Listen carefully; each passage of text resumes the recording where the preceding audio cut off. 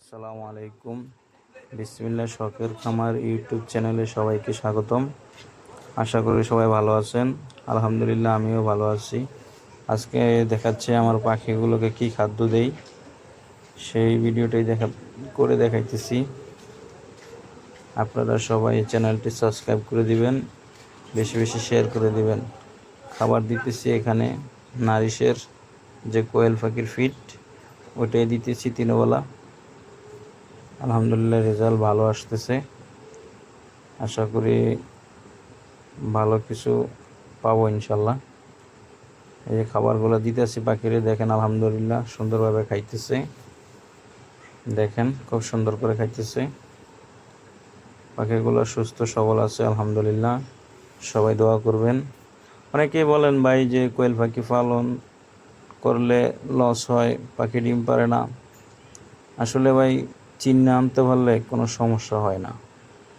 ইনশাল্লাহ 2 দিন পরে হোক ডিম আসবে ইনশাল্লাহ। আমি খাবারের পাশাপাশি এই ওষুধটি ব্যবহার করতেছি। সবাই কমেন্টসে জানাবেন ওষুধটি কীরকম। ইনশাল্লাহ আমি রেজাল্ট ভালো পাইতেছি। যে পানির সাথে মিশিয়ে আলহামদুলিল্লাহ পাখিরে দিতেছি।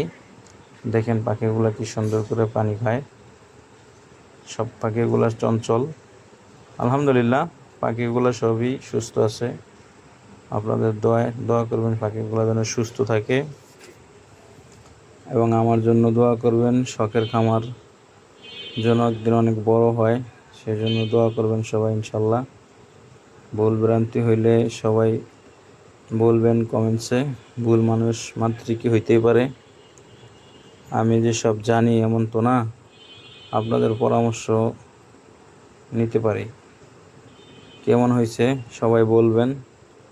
আরেকটা ভিডিও দিব নেক্সটে ইনশাল্লাহ। এর ডিম কীরকম আসে তাই নিয়ে একটা ভিডিও করব। অনেকে বলেন যে ভাই পাখি পালি ডিম পারে না, অনেকের কমেন্টস দেখলাম ডিম পারে না বলেন।